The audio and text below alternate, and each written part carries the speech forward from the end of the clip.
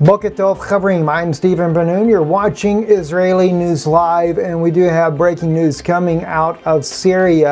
Of course, the offensive has really begun far more heavier by the Syrian and Russian militaries to take back Idlib. But on the heels of this happening, Vanessa Beeley shared this article on Twitter. Of course, she wrote in her tweet that it is alleged that 200 American and British soldiers are trapped in Idlib. It says here in the article that she shared with me, which is from freenation.net, that 200 British and U.S. troops are trapped in Idlib. It speaks about in this article how that the U.S. has been working with Turkey and with Russia to try to get the soldiers out of this area. They are advisors to the jihadists that are fighting in this region. Once again, this is being kept from mainstream media in the United States because, after all, it shows the complicity of our work behind the scenes with the terrorist organizations, Al-Qaeda, Al-Nusra, Al-Sham, whichever ones you want to name. We are behind them and working with them to overthrow the president of Syria, Bashar al-Assad. Very troubling indeed to hear about this. Well, the odd thing is that Turkey has rejected the rescue of these soldiers and to take them to the Incirlik air base there inside of Turkey, which, by the way, let's just jump over here, look at the map here. You got to understand this is a very troubled issue because, after all, when you're in Idlib, Latvia, we have the Russian air base, which is right here. Russia controls this area. Turkey controls this area. U.S. forces are in Idlib. There's no way out. You got to either go through Syrian troops, Turkish, or Russian. All right? Now, the Turkish troops, which they could easily cross the border into Turkey and get safe passage to the Incirlik air base, but they have declined the U.S. help and the UK's help to be able to go to the Incirlik air base there inside of Turkey, a U.S. NATO allied air base and a NATO allied country rejecting their help. Now, the Russians would help. You know, it's funny. Turkey's your NATO ally and they turn you down. The Russians offer to help evacuate the U.S. and British forces out of this area, but unfortunately the UK, with their little hypochondriac acting over the Skripal case, which the evidence that they have provided is unfounded still, refuses to work with the Russians. I guess they're afraid that something might happen to their soldiers, seeing as they keep putting all the propaganda out there to the world. So now they're fearful to do anything as far as have Russians help them because, one, it would be very embarrassing before the United Kingdom for their soldiers to be in the custody of Russian soldiers and to see that Russians actually would help rather than hinder. What a shame it is. That's when you know that the UK is involved in propaganda clearly and very obviously. Also, we're dealing with other issues here. Of course, as we see here, as I said, the U.S. and Russian forces there trapped in Idlib. They have been military advisors and trainers for the Al-Qaeda, Al-Nusra, and all the terrorist organizations there to prepare for this battle that was upcoming. Now, if you go back in time, and we can go back to, actually, wrong article, Veterans Today, on December 17th of 2016, this is not an unusual situation that happens in Syria. Updated, Syrian Special Forces captured 14 U.S. coalition officers captured in Aleppo. We can go back not too long ago, earlier this year, down near Damascus, where still never was in mainstream media, about, I think it was a little over 200 British, mostly British, some Americans that were trapped down there as they worked with the different Al-Qaeda members to stage false flag chemical attacks in the white helmets. They actually didn't just get trapped, they got captured by the Syrian forces. I don't think that was ever really resolved until Helsinki, when President Trump met with President Putin privately. But I do believe that that was worked out. Kind of odd how those things kind of become hush-hush and never spoken about publicly. But now we have another major issue, and I kind of find it interesting that the Business Insider is not reporting this exactly accurately. They say Russia reportedly warns the U.S. that it's prepared to attack a key base where dozens of U.S. troops are stationed. Now that's actually a false statement. What it is, the Syrian government with the Russians have said they're going to start taking out the ISIS militants that are stationed around the Al-Tanf base in southern Syria. And they're warning the U.S. that they're going to do so. Well, the United States has moved in more troops into the Al-Tanf base, 100 more from what some reports are coming out of Syria right now. And at the same time, but we continue to hear false media coming out of the West saying that Russia said that they're going to attack the base. Now, some people are saying, well, that's kind of stupid for Russia to do that. Hasn't Russia learned anything from the Wagner group that happened earlier this year in Syria? And speaking of that, we were actually the ones that broke that news to the world. If you'll notice right here on your screen, it was February the 8th, one day after that attack of 2018, U.S. strike in Syria kills 100 Syrian military and Russian contractors. I know there's some people out there that even watch this broadcast, not very favorable of us, that were following another Israeli alternative media source there that said that was fake news, that I was wrong on that and they had the real news. Didn't take long though. I think it took about 48 hours before finally ABC came out and backed up our story and spoke about the Wagner group. And we called them Russian contractors. So we do have a little bit of intel on the ground ourselves when things are breaking inside of Syria. But this is not the only issue that we're dealing with. As we spoke about, you're dealing with now the Syrian forces talking about striking the ISIS militants that have sought safe haven and refuge around the Al-Tanf base there near the southern part of Syria. To kind of give you a bird's eye view of this again, let's move to the southern part of the border here. And you have to go right there to that major highway. You'll notice this is the country of Jordan, their northeastern corner. This is Iraq, southwest Iraq. And this major highway that feeds into Syria, which should be open for not the United States military, but it should be open for being able to do business with Iraq by the Syrian government. But instead, we have a U.S. military base. Google Maps shows it plain as day, so we'll pull it up here on the Google's Maps for you. We have a U.S. military base right here in this region. Let me just see if this is the one or back up.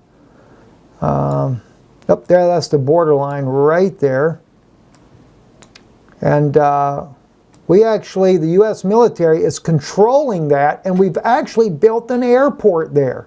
Imagine that. Right beside the highway, the United States military has built an airport. And what's interesting is that as the Google updates their satellite footages every so often, that military base is growing with planes, drones. Mainly it's a drone base right there. And of course, they've pretty much blurred it out more so than what it used to be, but you could see everything a lot clearer. So this is the area down near here, near that southern border. This is where all those different ISIS militants are hiding out. And there's been reports over and over of unmarked planes coming in and rescuing different ISIS militants and their families and moving them to other locations undisclosed to the public. Well, kind of interesting about this because my wife did a news update, and it was on this one here. She rarely does news, but you know, Yana does speak fluent Russian, so no, and she's not a Russian, and no, she never liked Russia. I know some people get that mistaken. She grew up under communism and absolutely despised communism as a result. And of course, her grandfather was taken away by Stalin and never seen or heard of again when he had to go to Siberia and work up there in the concentration camps there. But anyway, let me play just a clip of this, of what she reported back on September 24th of 2016. and now it seems like a Russian media is bringing it out for the entire Russian region in their pravda.ru, and I want to play you this video. What she's talking about here is Yana was monitoring Russian news, and she had discovered that the U.S. Had actually struck evidence had emerged that Russia struck a U.S. coalition forces, and this never went public. We reported it. There were several U.S. military forces that were killed there. And what we have seen over and over and over in Syria is that Russia would kill U.S. forces, the United States would kill Russian forces, and it was always tit for tat, retaliation after retaliation. And it really began more earnest when Aleppo. Remember when Russia sent that bunker buster in the mountains outside of Aleppo, destroyed that secret base that the intelligence community had operatives, including Turkey. There were, Qatar, Saudis, one Israeli Mossad operative, as well as one CIA operative, and they were directing all the fighting operations inside of Syria from a secret bunker in the mountains outside of Aleppo. Well, Russia, in retaliation to something that was done also near Deir ez-Zor, when U.S. forces, their allied NATO forces, the coalition, had struck the Syrian army, killing, I think it was, they claimed 69 Syrian soldiers were killed, but they had also killed about 14 Russian special ops that were in that area as well. And so in retaliation to that, Russia struck their secret base in Aleppo and killed all the intelligence officers in that base. And then from that point on, it's always been tit for tat. And it's always, if you'll ever notice, like in the case of Aleppo, when there was so much uproar at the United Nations, at the Security Council meetings by the United States, demanding an end to the war. And Israeli News Live has always been there for you guys, letting you know what was really going on in the back of the room, what the world was not being told. And again, what was it? We had U.S. forces trapped inside of Aleppo needing to get out. In the case, as I shared with you, one insight there on Veterans Today, talking about 14 U.S. coalition officers captured in Aleppo. These were things that took a little time to come out, but we were sharing with you even deeper secrets of things that were going on. And this is the same thing going on in Idlib now. This is why Nikki Haley is in an uproar and demanding, now it's beyond the whole issue of a false chemical attack, which they desperately need. Now it's just if Russia and Syria even begin an attack on Idlib, something bad could end up happening as a result. It's no wonder why President Trump talks about this being the month, stock up month, check your water supplies, battery supplies, things like that. I have a feeling something very sinister is about to happen. And unfortunately, just like you guys, we have no place to go. If we went to Europe, I'm sure it'll be a battleground there as well, because this war will spread. And I have a feeling that East Europe won't fare very well in it as well. Neither will the United States, nor will Russia at the end of the day. But there's one thing about President Putin, unlike that of our president, he has prepared his people. He has told them. They have practiced mass evacuation drills going into bunkers. The entire nation has prepared. They know what's coming.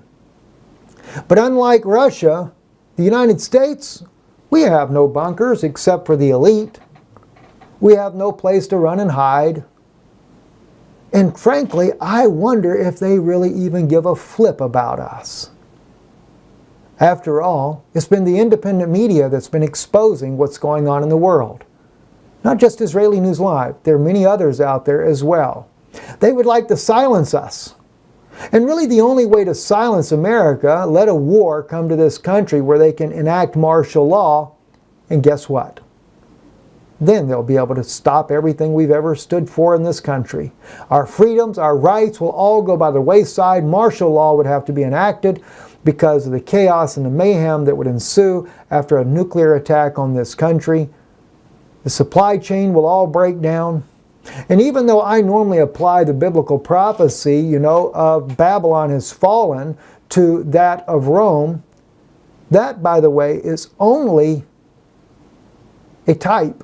Rome is a type of that prophecy, and of course Scripture often has compound fulfillments, like out of Egypt I called my son, applied to the children of Israel leaving Egypt, as well as Yeshua coming out of Egypt after he had to flee there for the safety of his own life.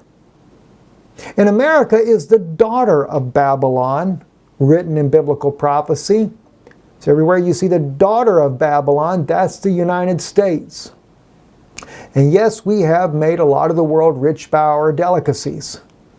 But it would be nothing compared to what Rome will do, as they have worked with China for the Silk Road, and they will build a brand new economy that will grow very rapidly, as it's already doing. That's why there's so much focus towards the East. And this is also why they have conquered the Middle East, destroying and killing the Muslim population, trying to basically annihilate them and genocide the Syrian and Iraq and any other population that's there in the Middle East. So that when they do begin to rebuild with their New World Order, with their so-called fake millennial reign, their peace plan, they will think that they have brought about a utopia with a new world order, an AI society. And I'm sure those fallen angels, those demonic beings, because you have to remember, not all of them were in prison. What was it? 2/3 were cast out of heaven, but there's only, about 200 that were in prison for the acts that they did here on the earth by cohabitating with the humans? Very troubling what's coming, friends. I'm Stephen Ben-Nun. You're watching Israeli News Live. This was an emergency broadcast to share with you guys, and I would consider seriously stocking up. Listen, tonight on Israeli News Live, and I don't know if we're going to do it on Israeli News Live or Danun Institute, but I need to share with you guys. I want to go into a Shabbat message for you about divine healing and to encourage you. We're getting many of you writing us about those that are dying with cancer, to follow this ministry, and we want to share some insights, and my wife has a plan that we think might help everyone. And of course there's others that believe in divine healing, and that may be our only hope in some cases, especially what's happening in the world today. We'll talk about that in a special broadcast. It'll either air on the Noon Institute or we'll run it live here on Israeli News Live. Not sure as of yet which way we'll go, but pray for us. Pray for your brothers and sisters. Tell somebody today about Yeshua, about Jesus. We're in a very late hour, friends. I'm Stephen Ben-Nun with Israeli News Live. Boker Tov.